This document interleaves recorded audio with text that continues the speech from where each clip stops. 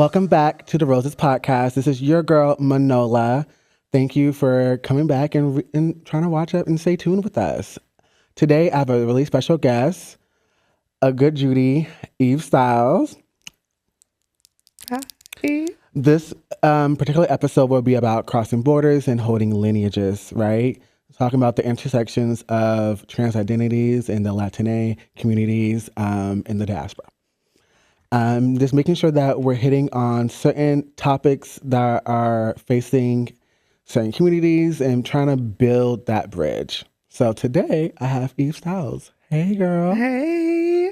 So introduce yourself for the folks who don't know you. Hi, everyone. I'm your local hooker. I'm just kidding. I'm just kidding. Hi, everyone. Right. I am Eve Estrella Stiles. Pronouns are she, her, hers. I'm from Beaumont, Cragen, Chicago area. I don't know what, do I give a fun fact? You can give a little background to the community work you have done. Oh, yeah. Let the folks know that, your credentials. Perfect. Okay. So I never really know how to start because I'm I guess let's just start with the fact that I'm trans and undocumented, which means that I was abused as fuck systemically through many attributes. And that's what led me to do community activism through experience. I was born in Mexico and came to America very young and had to lead through the world. And that kind of led me to realize that there's a lot of blockages and walls. And so I decided to dedicate myself to community activism as young as 14. So I've done, as early in my career, I've done just advocacy work where I've gone to Springfield and I've done lobbying, meeting with senators, legislators, talking about, I helped pass SB 100. And then now in kind of my adult years, now I do more public speaking.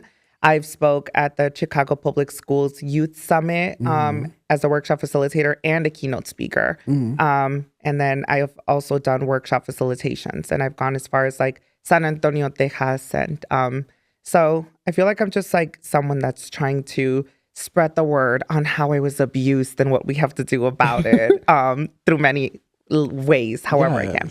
A lot of different avenues. And that's perfect because this conversation is definitely about exploring how immigration policies, particularly under the new administration, is impacting the Latinx communities. While we'll discuss DACA, undocumented, and that really broader fight around migration justice, right? Yes.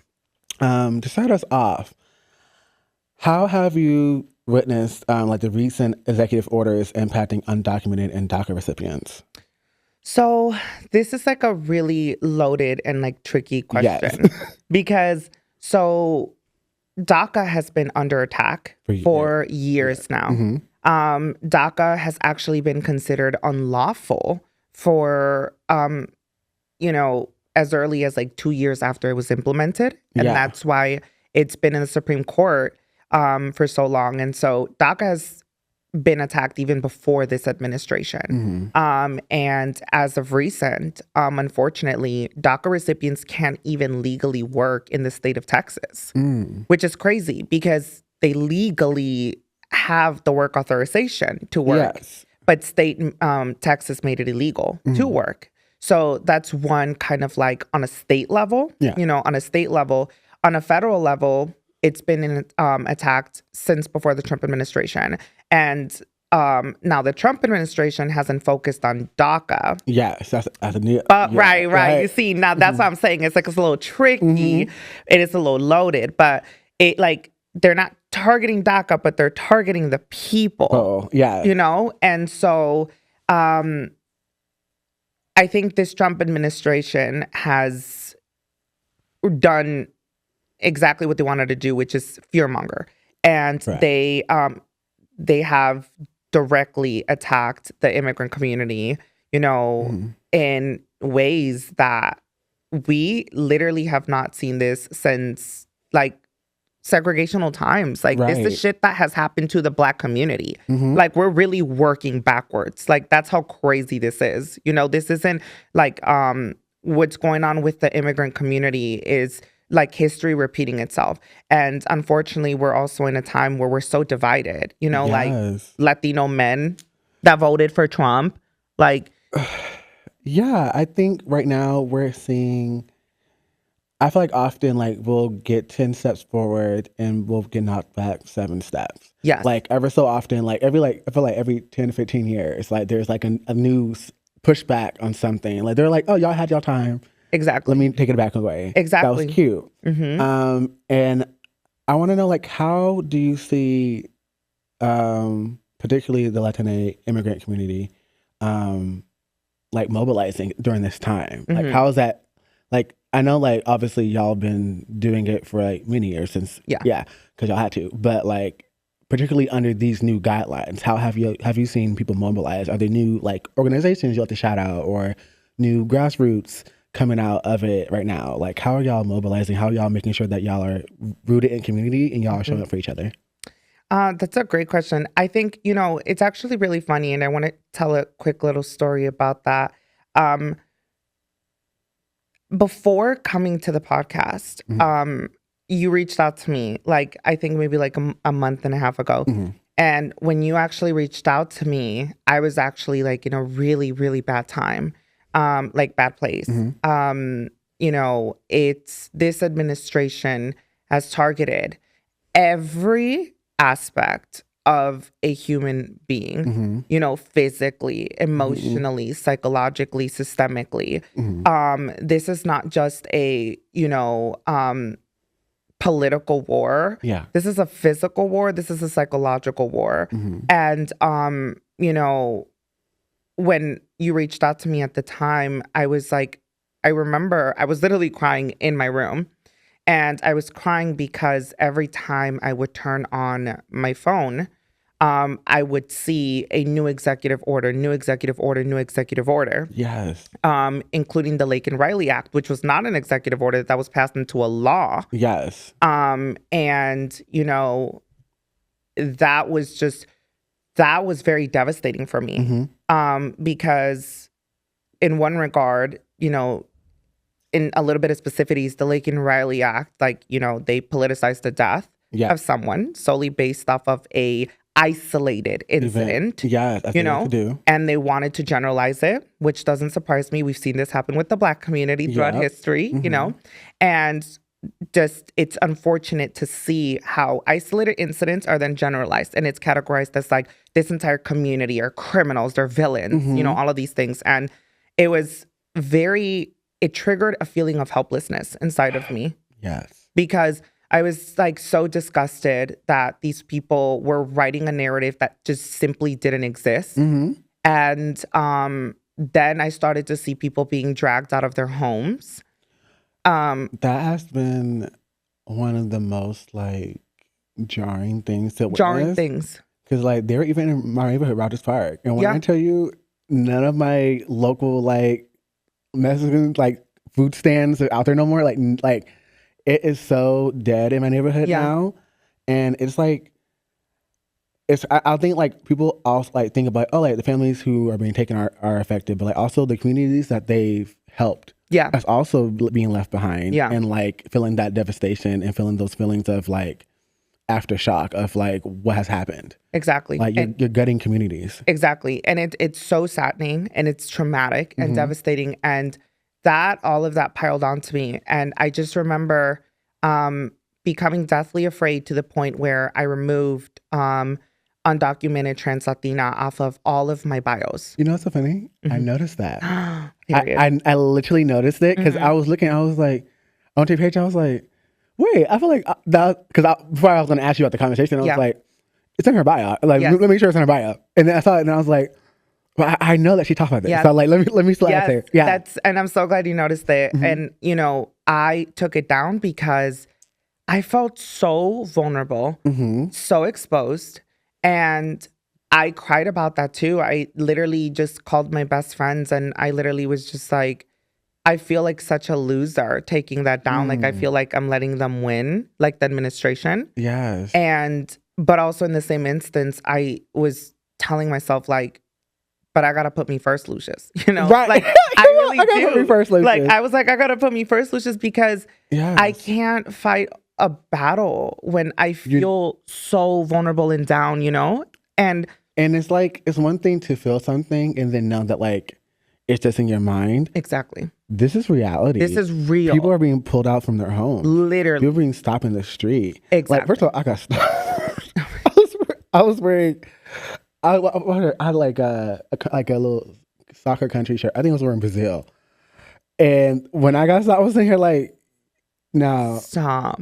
Y'all just stopping everybody. That's crazy. I was like, y'all wild. Right. I was like, please. The stereotyping is on another level. With Like, that one. another level. Yeah. And I'm sitting here like, wow, like, people are really like, it's one thing, yes, like, you may feel like, oh, people are coming for you, but like, people are really coming for you. And so like, it's a different level of like, it's a vulnerability when you know that the reality can easily come true. Like, you hear other people's stories, you're like, that could be me. Exactly. And then when you add on other layers of marginalization, you're like, that really could be me, because I would be the first one that they take. That intersectionality, and that's literally what was going through my mind. And I remember there was this instance where there was knocking at my door, and it was these 3 people, and 2 of them were wearing suits. And I'm not joking. And I'm getting a bit emotional, but I was TMI, but I was masturbating. I'm not getting emotional about masturbating, but no, like, that's a key. I love you. No, that's like, yeah, vulnerability. So I was masturbating, but I was talking about like crying, you know, but I was masturbating, which is like the most vulnerable, like not even vulnerable, but like most comfortable place you can be in, right? Like I'm like, oh girl, I'm about to bust the nut, yes. So I'm like super happy in a cloud 9, right? That I'm trying to draw like the setting. I'm like comfortable, happy, the mood, you know, yes. And then I hear knocking, and immediately I'm like, okay, like it must just be like FedEx, right? Fucking, no, you know, package. Exactly. And I'm like, okay, so I get up and I peep out the window and I see these 3 people, and 2 of them are men, and they're wearing suits, and I like immediately froze, and I just went into survival mode, and I literally told myself like, okay, like this is it. Like, this is when they're gonna drag me out of my house. And I remember just like because I was only wearing a shirt and my underwear. And I remember changing, and I was actually on the phone with my best friend, Jai. And I told her, like, I was like, I think like this is ICE, like at my door. And all that went through my mind was, let me make sure I put something on that I'm going to feel comfortable in at a detention center. And so it wasn't even like I was just getting like dressed because I needed to get dressed. Yes. It was like, I was thinking about like literally like, I don't want to be clocked. I don't want to be none of that at the detention center. It's already bad enough that they're going to throw me in there like an animal. I also don't want them to be looking at me like, oh, here's like the tranny. Right. You know, and I like was trying to put on the most gender affirming clothing I had. And it just like was so traumatic to have to go through that thought process of how, like, you know, like, how can I feel affirmed in an ICE detention center? And, you know, like, and that was horrific how I went from literally like cloud 9 masturbation to like, I'm about to get dragged out of my home. And it like that experience, like, see, I told you I was going to hit the microphone. And that's okay. That experience, you know, like along to everything else was like, it like really let me know, like, this isn't just like quote unquote fear mongering. Like, this is real. Yes. Like, this is like so real. And I already come with pre-existing trauma. Yeah. So this is triggering that trauma times 500.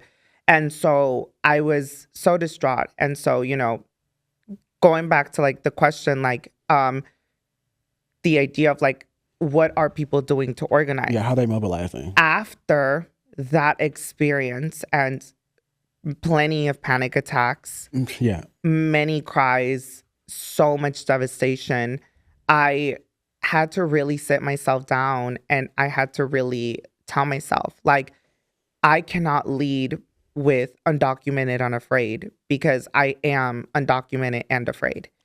And that was like the first time that like I ever had this conversation of what does advocacy look like in the midst of fear, and how do I move forward, you know? And how do you take care of yourself during those times? exactly. And that was when I like basically kind of had this like epiphany where I realized like the way to win battles and war like this is to heal and to go right through it, like feel every single thing of it, because I was so desperate to want to put on this undocumented, unafraid persona. Yeah. Because I've been that person for so long. Yeah, I'm like, it was a reality. It was a reality at one point. Yeah. And then now you're being dragged out of your fucking home. So now it's like, wait a minute. Like, and to be unafraid is like, right. Kind of weird. Exactly. Like, I'm like, hold on. And so, you know, I really, you know, it was in that moment that I told myself, like, you know, and it was when you reached out to me about immigration. And I had this out of body experience where when you said, like, I want to talk about immigration, I want to talk about, you know, DACA and Trump, I literally said to myself, like I literally had a physical moment. I was like, I don't think I can do that. Like, I literally said to myself, like, I don't think I'm the right person for that. I'm not there yet. I don't think, like, I'm capable of talking about that. Like, I took down my bio because I'm so scared. How am I going to hop on a podcast and talk about this? And that was like, in that moment, I just said, like, well, it's not about teaching people to be strong, because right now I don't need to teach myself to be strong. I need to teach myself to be soft, to be vulnerable, to allow myself to cry so that I can find the remedies for that. Yeah. You know? And it's kind of like going back to like childhood, where it's like the more you tell yourself you're not scared of the kukui, the more scared you actually are. As soon as you tell yourself, I'm scared of the kukui, then you're like... then you can move through that. Exactly. Because when you're like lying to yourself about like a reality that you know is true, that part. That puts you in a freeze state of mind. Exactly. And it doesn't allow you to go anywhere or move through it. Exactly. It's like disassociation. Yeah. You find yourself like, you'll be great for a day. You see one headline, boom, boom, boom, boom. Right. It's like immediate panic attack. Yes. And that's what was happening to me, you know? And I think that was one of the tactics that was like really employed during this time of executive orders and just like all like the fear mongering and then like the propaganda that turned into the reality was the dysregulation of people's nervous systems. Yes. And like how that has a lasting effects. Psychological warfare for sure. Right? We're seeing the effects of it. Like, even if like we're not directly affected by it, like we know somebody who is. Exactly. And then that also puts like a strain on our nervous systems, feeling fearful for our loved ones. Exactly. It affects not just the person involved, but the person around you. And that, you know, that's really, you know, the whole situation. And in regards to like the question, like the way that we mobilize is just allow yourself to fall apart, allow yourself to cry, find support, because this isn't just really about the traditional, you know, seek, you know, like find a way to fight back. You know, if you're an ally and you're capable of doing that, totally do that. You know, ACLU, there's a lot of grassroots nonprofit organizations, especially here in Chicago, you know, like do it. But if you're someone that's being directly affected by this, and you don't have to be undocumented yourself to be directly affected by it. You could be a mother, a father, a sister, a brother, a best friend. You could literally be any of those things and be just as impacted, you know? And allow yourself to take that time to feel that fear of losing someone that you love and feel so helpless. Allow yourself to feel that fear of being stripped away of everything that you've built from day one. And that's like what I kept crying about, because I remember my friends. I remember my best friends, we went out to dinner, and I literally had a conversation with them, and I said to them, you know, if I get deported, I don't mean to scare you guys, but like I'm gonna commit suicide. That's literally what I said to them. And they were really supportive, and they said, we understand how you feel. And I just like told them, like, I didn't come out as gay at one point, and then come out as trans at one point, and then fight to be the woman that I am today, for me to have to restart in a country that I've never been at. Like, I have fought tooth and nail. I've been bullied.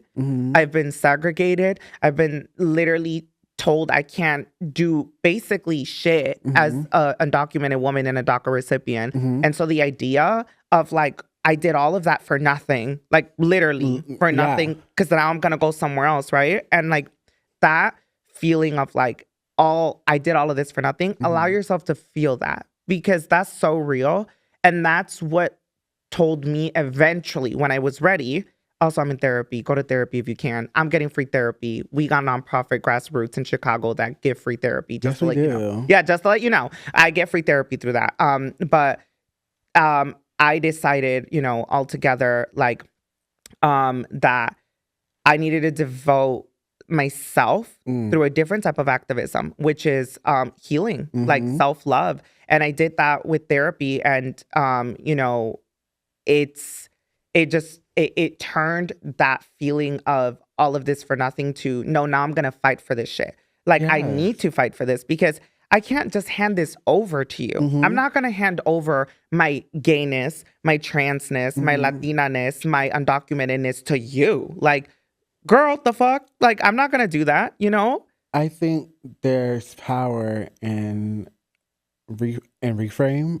There's power in like reclamation. I love that word, reframe. Right. Come on. I love a reframe. Yeah. And I've been in a state of reframed also, of like moving away from this like word of like resistance. Yes. Or like resilience. Resilience. I despise the word resilience, because that implies all my life I had to fight. And I just hate that. So like I'm reframing it into like endurance. Yes. Because if resilience implies that we have gotten back to something that like we never had. Like in America, like if you are of color, disabled, or any margins, you never had the American dream. So therefore, when they're stripping certain things away from you, like there's no resilience. Like you can, like there's resistance. You might want to fight back, but there's no resilience, because you'll never gain what you never had. Absolutely. And so we're enduring these systems, trying to figure out how we can make our best selves out of it. Exactly. And take care of our family and leave a legacy or something for those who come after us. Oh, I love that you just said that, because that's literally the truth. I love that you said, we're not fighting to get something back. We're literally fighting to get something that was never given. Yeah. Like, and that's why it's traumatic, because we're literally fighting for something that not anyone else, unless they're you, literally has, like it's crazy. And I love that you used the word reframe, because like there is no reframing and being able to get to endurance and what I love to call self-preservation. Yes. Like there is no healthy endurance and there is no self-preservation without reframe. And you can't get to a reframe until you felt your feelings first. Yes. And also like healing isn't linear, right? Yes. That part. Like you start somewhere, but you may get somewhere and then get pushed back by something. Yes. Because you never really know whether you're over something unless you're triggered again and it has a different effect on you. Until you actually experience it. Because life is work. And I think for you, that self-preservation came up when you took the title outside your bio. You're like, I got to put me first, right? Lucia. I got to put me first, Lucia. That really gets me every time. But like, you have to put yourself first. You have to make sure that like, if I want to be here, if I want to be the advocate, if I want to be the resource for folks, the voice for folks for the voiceless. Yes. I have to make sure that I'm around too. Right. Like nothing, no good is going to come from me being taken out.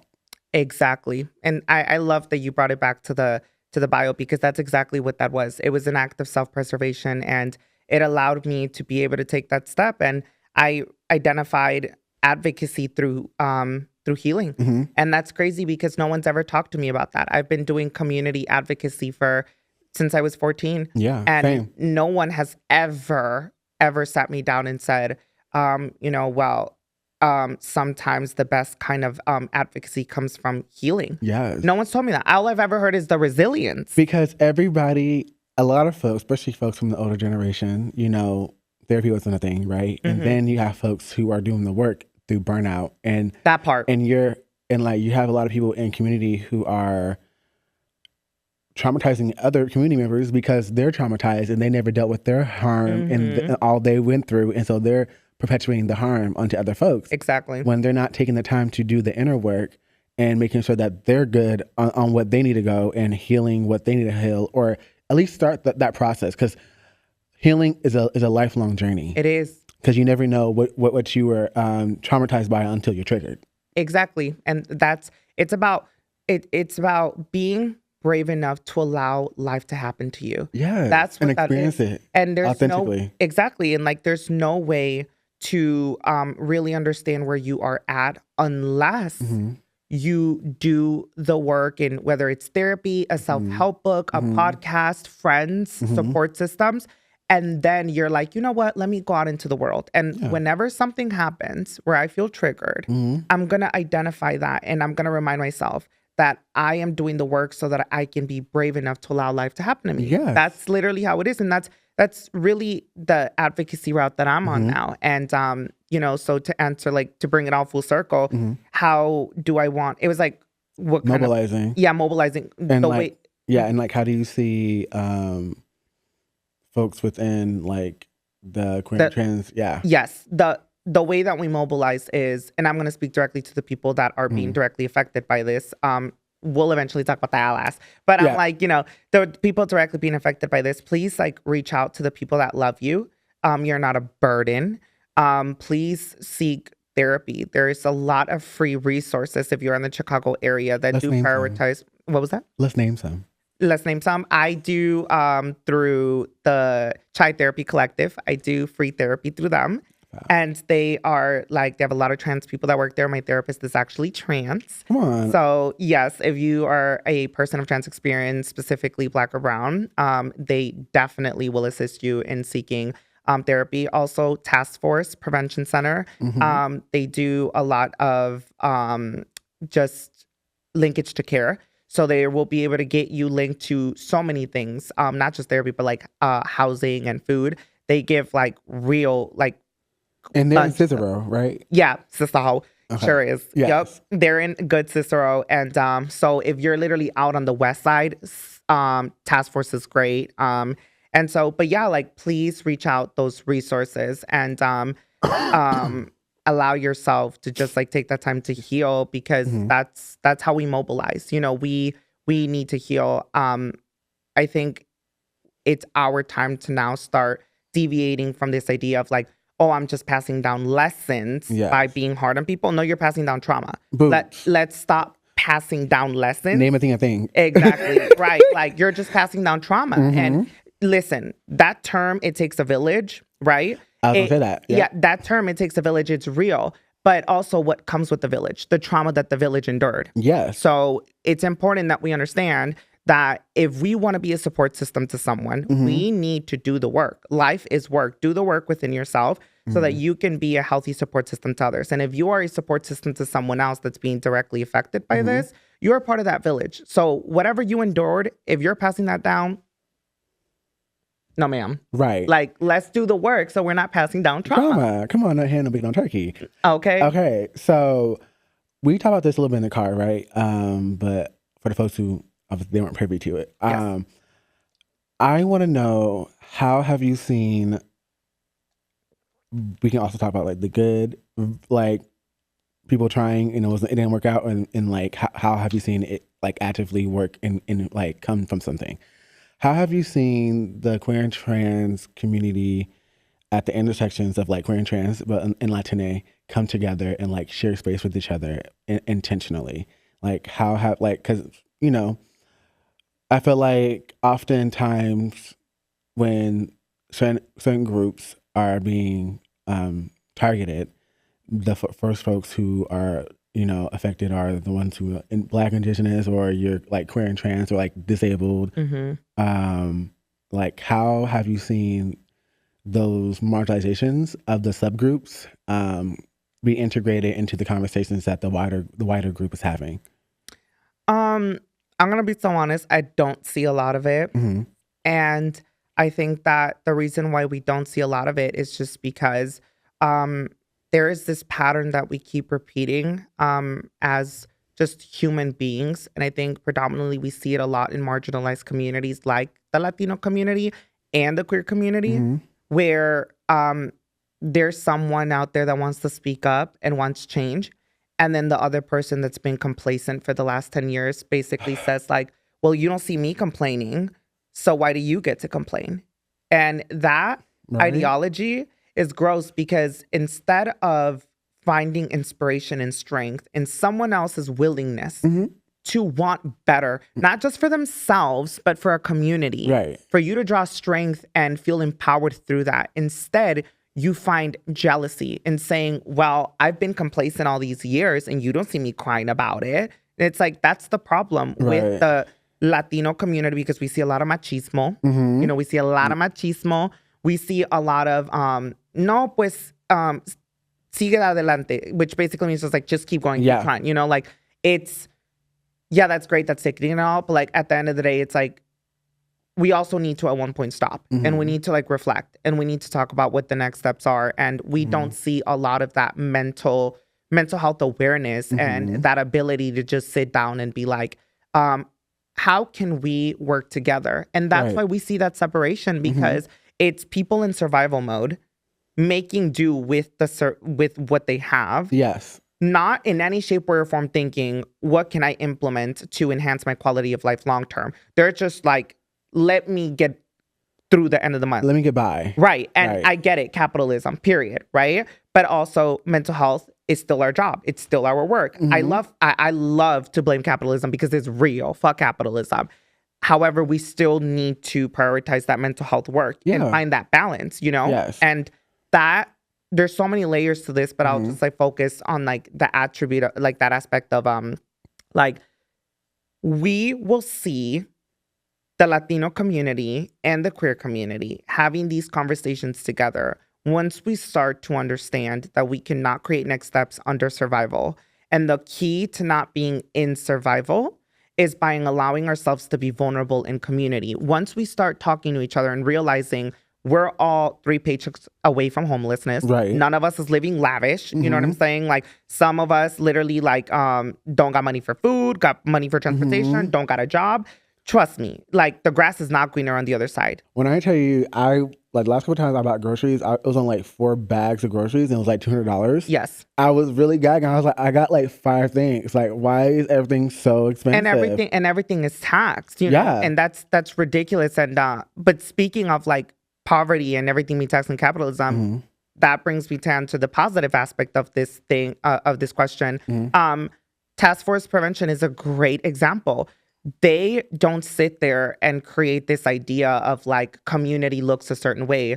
No, community looks exactly the way that it is. And that involves poverty, that involves homelessness, that involves disability, that involves lack of gender affirming care, lack of health care, lack all of that, you know, like it looks exactly like that. And I think the beauty about places like Task Force, because there's other places that do that. Obviously, I work closer with Task Force. And so, but I think the beauty about that is that like we are showing that it does not matter whether you are Latiné or whether you are queer or disabled or Black. We all, to some extent, have these, we are being oppressed. We're not the same though.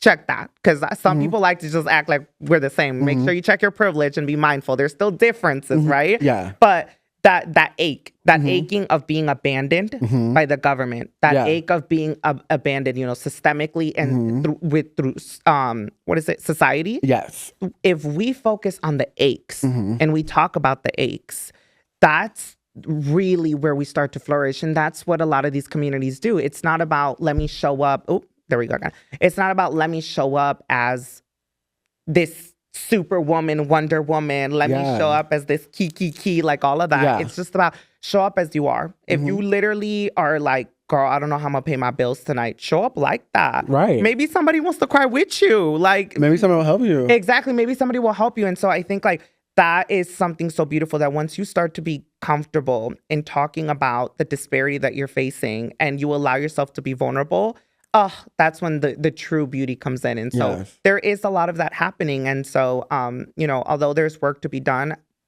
there's so much beauty in just sharing space with your disparities and adversities. And so.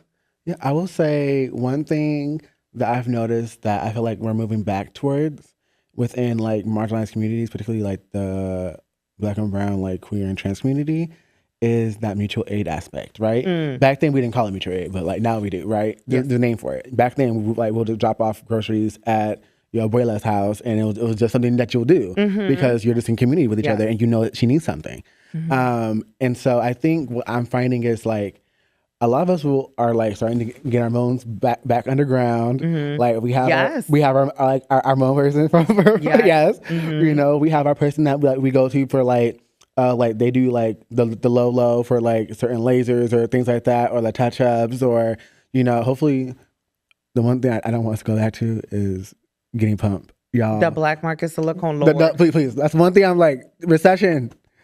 I don't want that for us. I do, like, you know, that's one of the things I'm like, please, like, I'd rather us crowdfund and you go out the country. Okay. Right? Then you lay on that table. Right. For the low. Right. But we have like trans girls in like Miami who are doing surge, like board certified, you know, right? That's right. Right. There's a certain girl in Miami. She says it's all the girls for the low. It's okay. Like 3,500. So if you can get that, go get a new body. Right. But yeah, I think it's really important that we're trying to see, like, I think through all these initiatives and like some of like the healthcare that like some of the things that people have been able to like grasp at. Yeah. We lost a little bit of community because like there's a point where like we didn't need each other for a little bit. Ooh. We didn't need each other for a little bit. And so we saw people like it's a colonizer thing. Yes, it is. And it's a very like, I think it's also a very northern thing. Yeah. Because the southern people, they always in community. The South do it the best. And like, I love when like sometimes we have our North folk who like take notes from the South. Yeah. The South been mobilizing for years. They continue to mobilize and they continue to do it the best because they're rooted in community. And I think there's something about the South when you're rooted in the land. And I think when people migrated to the North and the Great Migration, or like this for like people who are migrants and they like came here and they're like, well, the jobs are in the cities, so I gotta go up north, right? You lose that connection to the land. Absolutely. Which means you lose a part of yourself. And so I think, and there's a certain level of like desensitized that like I think like northern folk are desensitized to a certain extent than those of the South because they are still rooted to land. They still farm.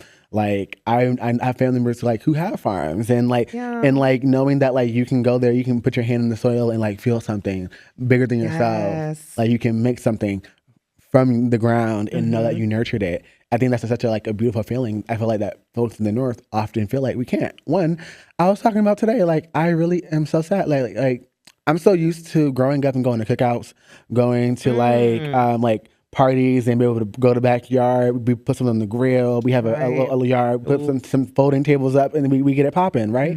Nobody has houses no more. You can't do that. No. Every holiday I go to, I'm like, who got a house? Am I got a house? No, we're all in apartments. Yep. I only lived in apartments growing like in my adult life. I never lived in apartments like growing up. I've always had like homes outside like the parts where I was homeless. Yeah. And so like outside of that, I just don't like apartment living. There's something so, I think, sinister about apartments that like you're so close but so segregated. Yeah. So close but like so like not in community. Like I know most people don't even know their like neighbors in their apartments. Like y'all might see each other and like do a little hi and bye if y'all are polite. Yeah. But most times, like, you don't know them. Nope. And so, like, you're really, like, this is such a lack of community in a lot of bigger cities. And I feel like sometimes we need moments like these to remind us that we need each other. Yes. That we're not above the system. That we're not above community. That we're not above sisterhood. Yes. And being there for one another. And, like, a lot of people want community, but they're not willing to put in the time. They're not willing to put in the time, not putting the effort, the intentions. Like, how are you gonna say you want community, but then throw somebody to the wayside the first time they mess up? Right. Like nobody's willing to have the necessary intentional conversations that it takes to be in community with one another. They don't want to do the work. Nobody wants to work anymore. I love saying that because but it's really true. Like, Yeah. the folks don't want to like put in the work. Like, and I think community really needs to be nurtured. Yeah. And I feel like a lot of people just wanted to come to us. I feel like a lot of people have grown into this entitledness, which I think comes from capitalism. Yeah. And like this being part of the system and assimilating and having to assimilate. And but like we need community. We need each other. We need to know how. Like we need to hold each other's hands. We need to bring Cry each other's together. hair. Yeah, like we cry a good well. Yes. I love a good welling session. But like, just like to like call your girls up and be like, hey, I'm going through this. Yeah. Or like knowing people close enough to where you don't have to tell them sometimes that you're going through something. Like they'll just know by the way you're acting. Exactly. The subtle shifts in your mannerisms and how you're maneuvering. They're like, Yeah. are you okay? I agree. That Like, yeah, like, can I check on you? Like, are we doing wellness checks enough? right. That we're not. We're not And like doing enough of it. actually having time to do wellness checks. I feel like a lot of us are not well enough to do wellness checks. Also, Yeah. that's also something to clock. Okay. And I think how are we pouring into each other more intentionally these days? And I feel like through times like these, we often feel like one happened. I think we had a resurgence that happened during the pandemic, like 2020, when people started looking inner because everything was slowed down. Yeah. Like Well, they had to. we were on island time, Right. in the pandemic. Okay. Everything was slowed down. You're just like there's time to actually cultivate community and figure out like what we're doing. And I found that so impactful during that time that like, oh, like we're actually getting into the thick of things. Yeah. And I want to know, how have you been showing up for community and how have they showed up for you during this time? That's such a beautiful question because I have been showing up for community by showing up for myself. Mm-hmm. That has been the number one rule that I've learned, that I want everything to be reciprocated. I, of course, am a undocumented trans Latina and I'm a brown woman. And so I tend to have a lot of shit on my plate most of the time. Yeah. More than some of my friends most of the time. And although I'm always going through shit, I actively work on doing the mental work so that I can navigate life while helping my friends navigate theirs. And that's really important for me because like you said earlier, there's this entitlement of wanting people to be there for you. And although we are wounded, and although some of us are more wounded than others, that does not mean that you are owed more care than somebody else. Yes. There's nothing wrong if the people, of course, want to give it and be there for you. That's beautiful. But that does not mean that you are owed anything, because trauma is subjective.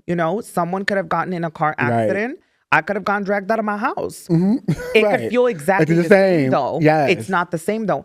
The more time we spend saying, oh, but it's not the same, you're isolating yourself by doing that. You are. Because like, it's good to know that it's not the same. Know that for yourself. Yes. Tell yourself that. I'm not the same to other people. Yes. That's great. That's beautiful. But once you start telling everyone, no, you don't know my struggle. Right. You don't know what I'm doing. Like, you're trying to prove that. Yes. And I may not know your struggle, but I can still empathize and sympathize. Yes, exactly. There's something like that happens in the brain. Like I heard that like getting lied to and knowing that you've been lied to feels the same as getting punched. 100%. Like your brain registers it the same. Yeah. Something like that. Don't quote me on that, but it's something similar. Right. And I feel like folks are like, sometimes people are trying to have like, we're too busy trying to have like the oppression Olympics. Of like, we're trying to out oppression somebody. Like, who's the most oppressed? And I'm like, we're all oppressed. Yes. In different ways, yes, but in similar ways. Yes. And so let's focus on the similarities so we can mobilize and get and like unify with each other. Yeah. Then focus on how we're so different. Once we get somewhere, then we can acknowledge, right? Exactly. Actually, that was different. And I'm like, it is different. It is different. Right. And they're going to acknowledge it because they love you. And that's what people do when they respect you. And that's one thing that I've learned, that, I don't ever have to worry about this idea that my friends are ever going to think that because I navigate life sometimes easily, that they assume that, oh, well, Eve's life is easier, so, my life is harder. I know that will never happen because my friends see way beyond just the actual, fruits of the labor that I'm doing. They know what's the behind the scenes. They know the nuances. Exactly. Mm-hmm. They know all of that. And they will never sit there and, put labels on me. And they will never sit there and compare themselves to me. And I think that really is the epitome of showing up for someone, that once you really do the work to be able to show up for yourself, you can show up for those people. And then you're able to differentiate between being alone and the feeling of loneliness. Right. Because I feel like that's really like the epitome of today's age. Mm-hmm. You talked about how there's this feeling of not needing each other anymore and all of that stuff. That stems from the fact that people are more caught up in feeling of loneliness, and so therefore they say I'm alone. And the thing is, it's like you're just lacking connection. The connection, exactly. And that's literally the epitome of that. You will not ever stop feeling lonely if you don't address that feeling of loneliness. And the only way that you're going to address the feeling of loneliness is by actually choosing to do the mental health work. Like that's what that's what it requires. And like I said, I always touch on this. I get it. It's not easily accessible for therapy and all of that stuff. I did self-help books. That might not work for everyone. There's audio books. Yeah. It's important to reach out for those resources. And so, but, going back to it, it's, I think there's just like, there's a beauty in really being brave enough to dissect why I feel so lonely. Yeah. And for the longest time, I felt lonely because all I would tell myself is, well, yes, I have 5 amazing, beautiful best friends and a partner of 7.5 years, but they're never going to understand what it's like to be undocumented. Right. They don't know the fear. And that actually isolated me because, like, it was never good enough. It was never good enough. And that's what a lot of people do. A lot of people are like, well, it's not good enough. It's not good enough. It will never be good enough when you're finding more reasons to tell yourself why you are much worse than them, why you are more wounded than them, why you're all of these things. As soon as you say, you know what, instead of dealing with this alone and then telling them what I'm dealing with, like verbalizing it, let me allow myself to fall apart in front of them. That's different. When you let people see real emotion, that's different. And for me, what I was doing is I would cry by myself in my room and then I'd call up my best friend and then I'll be like, hey girl, sorry, I was just crying. Same shit, the undocumented stuff, girl, the DACA, the this, the that. Yes. And although I did inform her what I was crying about, she didn't see the pain inside of me. She didn't see how I was wailing, how I literally felt like the life was being sucked out of my soul. That right there is how people become close to you. It's not about what you say to people. It's about what you show them. And when you let people see that emotion, that compassion's already built. Right. That trust, all of that's there. And now we're able to level it up. Mutual aid begins. Right. Then it's like community care. Exactly. When you see people fall apart, it makes you want to step up to the plate. Yeah. And when you let people see you fall apart, they want to step up to the plate. So we're seeing a scarcity of vulnerability, a scarcity of connection. We definitely are. And I think, honestly, like put this all on the boat. I think we are in a state and age where we're in a state where we can be so close to each other, but not connected. And I think people are really starting to like figure out that like what they don't actually crave always is companionship, but they crave connectedness. And I think that's where we're moving towards now. I think that's where I'm seeing folks 100%. Trying to put more time and effort into.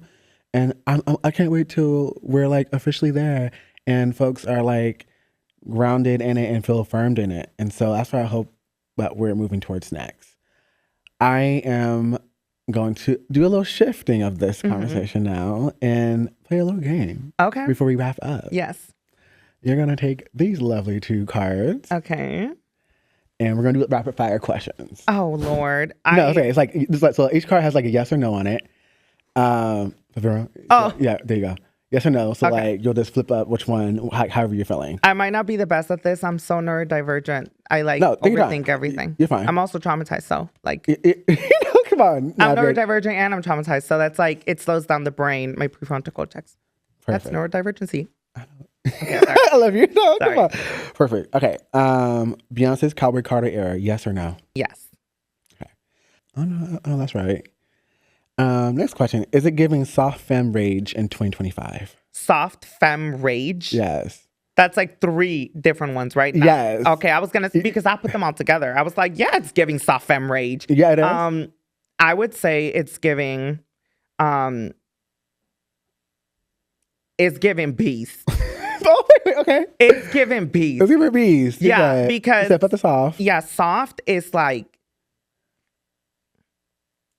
and then femme is giving, and then rage is also giving. I feel like in a way, all of these words sound good, empowering. Yes. Right? And also in a way, they're an embodiment of like what the dolls are also too. Mm-hmm. So therefore, we can't give 2025 or anything like that. Something so sickening and so fierce and so holy and precious. Come on, sacredness. So we just have to say it's giving beast. Okay. That's what this shit's giving. It's giving beast. Yeah, yes. It's giving beast. Like, you mean 2025 altogether, right? Okay. Yeah, it's giving beast, and I don't like it. Get your shit together and do the mental work. Period. Do you think visibility is sometimes a trap? Do I think visibility sometimes is a trap? Hell yes. Hell yes. And I've been stuck in that trap myself. I have a lot of See, this is rapid fire. I'm not supposed to be talking. I'm so sorry. It's okay. Okay. Can I continue talking? Yeah. Okay. Just say what you gotta say. See, I'm telling. But visibility, I think, also comes from self-love and self-care. And I think that we should let go of this idea that visibility is just one thing. I think there's visibility in everything, literally every single thing. And so start looking beyond just visibility. Start looking at what language do you want people to start speaking that resonates with you, not just about visibility. So that's good. To off of that, is love political for you? Love absolutely is political for me. Like in regards to like views. Like political as in like your love is rooted in like resistance or rooted in like I feel like a lot of times when in communities when like we're gentrifying it or like certain oppressed communities, like certain the world takes like the beauty out of the communities. And I think at our intersections of being like we're trans and like of color, like we have those moments of like even our love is being stripped from us, like even like DL and trade culture, like hiding in the closet and like dealing with certain people only at night. Like, is love political for you? Loving out loud is political for you. Like, how's that show up for you? Okay. I love that. See, because the reason why I said yes is because I was thinking it in regard to like literally like a relationship. Because some of y'all straight men be talking about I want to love on a trans woman, but that doesn't mean that I have to be progressive. Why can't I just love you? That's why I said like love is political, because it's like, no, you can't date a trans person and be a Republican and be a conservative and be racist and be a transphobe and be like, yeah, but I like you. I love you. So it's like, yada, yada, yada. So that's why a lot of girls like being token. Like, right? You just want to throw up a little bit. A lot of girls do like, a lot of people like being tokenized. People like feeling special. That's not feeling special. That's like being objectified and you enjoy that. Maybe a couple. Come on, kink. Right. That's okay. I'm not kink shaming. I did sex work for a very long time. That shit sells. You know what I'm saying? And, if it's for stability and if it's to build a foundation, I love that for you. But if we're talking in regards to long-term enhanced quality of life with someone, being objectified is not necessarily something that I personally feel, because this is my opinion. That's my opinion. I think that it should be more rooted in the aspect of like, how do I feel supported by my partner? Right. And you can't be supported by someone that says, well, I just don't think that love should be political because I like you. And outside of you, like I have my own personal views. No, that's not how it works. But in regards to your question, like, is love like political in regards to community and stuff like that? I'm gonna be honest, I still don't know how to like answer it because my brain can't understand the question. Do you think you could simplify it just a little bit? If I can simplify it. Yes. Is do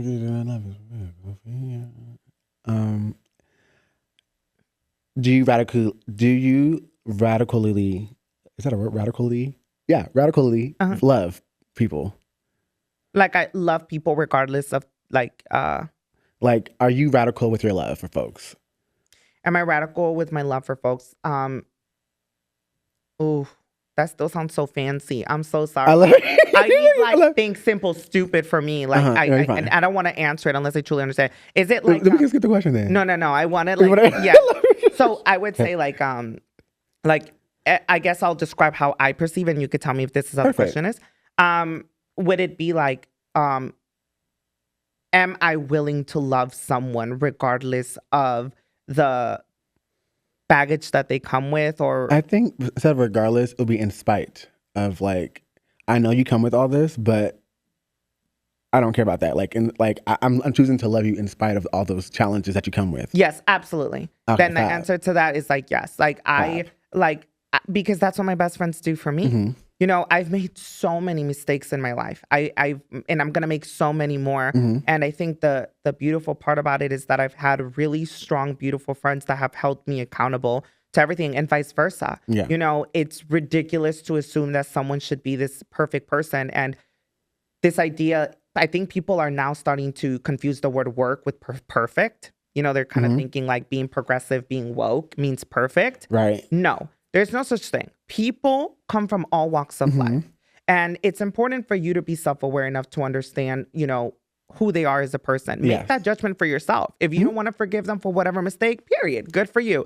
If you feel that, however, also be willing to forgive some people, because I've forgiven people for certain things, and they've become the most beautiful, supportive human beings, not just to me, but for people like me, and vice versa. My friends have forgiven me for so many things. And again, be objective and subjective, because everything is very different, right? There's layers to this. There's layers. So don't just generalize it all over. But in regards to me, no, I love to view people as just we're all just trying our best. We're all just trying our best. And I, of course, have my own limits. Once you cross those limits, I'm like, girl, bye. You're not doing the work. You're just lazy. But if I truly see people trying, I'm always willing to love someone and just, Perfect. Last question. Do you think cis allies really understand what solidarity means? Do I think cis allies really understand what solidarity is? No, I really don't. Okay. And I just had this conversation with my partner the other day about this, because my partner is a cis person. And I was telling him, like, I find it weird that a lot of people that tend to be doing the community groundwork, you know, working in the nonprofit field, that are cis and sometimes, you know, white, predominantly white, there is this like, we can do it. There is this like fight. But also in the same instance, there is this kind of like well, since I'm part of this community, I kind of get a little bit of like a free pass in certain attributes. Like, you know where I'm coming from. Yeah. That like, you know where I'm coming from. But I don't. No, like I don't. Like I don't know where you're coming from. The fuck, I don't know if you came from 73rd or if you came from Fullerton. Like, right. Like, I need to know. Exactly. Because background matters, nuances matter, and you being part of the community doesn't absolve you from other privileges that you may have hold. Exactly. And a lot of people think like, oh, but we're all in together. Yes, we are all in together, but we all come from different backgrounds that make up from like give us like our perspectives. Yes. And so when certain people say certain things, it has different weight based off their background. Yes. And so when you say something that might be a little head turner, because of your background, take that as a mental note and be like, let me reflect on like why I said that and why I know folks may be offended by what I said. Because if I said it, it might not hit. But if one person said it, you're like, hold up. Yes, and Latinos. Undertones. You're like, and Latinos, I'm talking to you too, because it's not just white people, it's Latinos. Like, it's really important for the Latino community to just be aware. Like, just be aware, like, that there's still privilege in being Latino, you know? And it's like, if you are a cis Latino person, be mindful of the fact that you have privilege over trans people, you have privilege over Black people, You have privilege over people with disabilities. Like, there is so many layers to this shit. And I think that a lot of times, especially now in age, although we are being attacked, because duality exists, right? Where there's good, there's bad, there's two things can exist at once. Although Latine people are being directly targeted by the Trump administration because of immigration, because of stereotypes, that still does not mean that we still don't have privilege to some extent, right? So two things can exist at once. We're suffering, but we're still privileged. Why is that so hard for y'all to understand? Check your damn privilege and learn how to be a good ally to people, specifically Black people. Because some of y'all be using the N-word. I can't stand it. Like, and I'm saying it right now. Latino people should not be using the N-word. Right. Unless you're like Afro-Latino. There's layers to that. I'm not Afro-Latina, so I don't want to speak on behalf of anyone. There's a duo. There's a yes. There's, you know, and I'm sure there's amazing Afro-Latino people out there that would love to have that conversation. Yes. And I'm sure they've been on here, and if not, they're gonna be on here soon. So. No, actually, the second episode we did that. Yeah. Yeah, it was cute. Oh my, with yes. Yes. I remember now. Perfect. Yeah.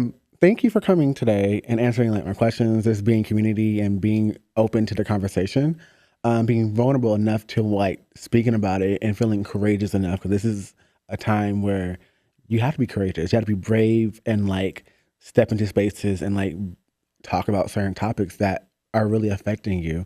And so I want to say thank you so much for that. And to close this out, I want to, one last question. What would you tell the younger trans femme or younger person out there? Like what message do you have for them? Oh, this is going to be probably a little bit of a monologue. I'm like, editor, be ready. Just be ready.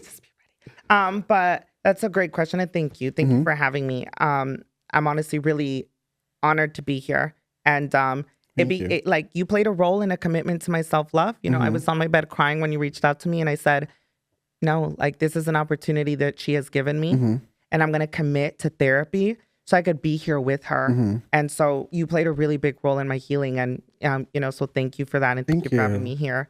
And in regards to what I would want to tell younger trans people, what I would love to tell younger trans Latinx people is just accept yourself for who you are. And if you aren't happy with yourself, that's also okay. Like, we change and we grow and we evolve. And I want to say this because I am someone that has shed so many skins. And I'm not ashamed of any of them. If y'all go to my Instagram, Jurassic Eve, y'all will see the layers of me. And I keep them up on purpose. I could have easily taken them down because I'm like, oh, I'm a grown woman now. Oh, now I'm a public speaker. Now I'm this. But I don't do it on purpose because I want people like you to really see that I'm a real person that lived through self-hatred. There was a time where I pretended to be a white person. I'm not joking. You're right. Girl, yes. Come on, simulation. Yes. See, nobody was ready for that. They're like, girl, I gagged. No, yes. There was one time, and if you go to my Instagram, you'll see those pictures. There was that one time when I was in, well, let me go in order because, girl, hello. At one point, I was bullied when I was in middle school. And it was for not speaking English well enough. It was for being too gay. I then became a bully because of that, because hurt people. And I'm not proud of being a bully at one point, but I am proud that I was able to overcome it, and I was able to hold myself accountable and understand the role that I played in hurting other people because of my own misery. So at one point I was bullied, but I was also a bully because of it. At one point I came out as trans, and I thought that being the most beautiful feminine woman was the end all be all. And I belittled other people because in a way I just kind of like thought like, well, what matters the most is just like pretty privilege and like all of this stuff. And, and I'm not proud of the person that I was at that time, but it came from hurt, just like I was a bully at one point. That also came from hurt. It came from insecurity. And then also when I found out I was undocumented in high school, that triggered me to go into a spiral. And that made me want to start taking my anger out on the world. But I had made a commitment after I stopped being a bully and I stopped comparing myself to others in negative ways or belittling them. I told myself I will never, ever, ever hurt anyone else. And you know what I did? I ended up hurting myself this time. And that's why I decided to have an identity crisis. Well, I didn't decide to have it, but I decided to change my identity. I pretended to be a white woman. I dyed my hair completely blonde, like blonde. I wore foundation 4 shades lighter than my skin tone. I only wore like turtlenecks, like all that stuff. Oh, you were really in it. No, I was in it. Like, Jai, you was there, right? Come on, white chicks. Jai was there. It was white chicks. No, I was giving Michael Jackson. Like, I really was giving Michael Jackson. It was so bad. It was so bad. And I started lying to people that my dad was dead and my last name, because my dad was the white one. Because I knew people were going to be like, who's white? Yeah. And I was like, my dad, but he's dead. And I created this whole backstory. Okay. Oh, wow. Whole backstory, right? A whole backstory. Wow. And it included my dad being dead. And, you know, we don't have time now, but, well, now I have to tell. Can I just say it really quickly? Okay. I'm like, sorry. But the story was that my dad was white and his last name was a German Nazi last name. Oh. So therefore, when we came to America, he had to change his last name because it was a Nazi last name. So we had to change it, and we took my mom's last name. So that's why my last name was Latino last name at the time. And so I was like, this is believable. Like, they're going to eat this shit up. And nobody ate it up, but they were kind enough to let me kind of have my identity. Okay. You know? Like, my friends, they were just like, if you like it, we love it. You know? I'm not joking. Overnight, I came back to school and I was like, did I ever tell y'all I'm half German? Like, I swear to God, just like that. Oh, hey. Just like that. And so, and then I stopped speaking Spanish at home.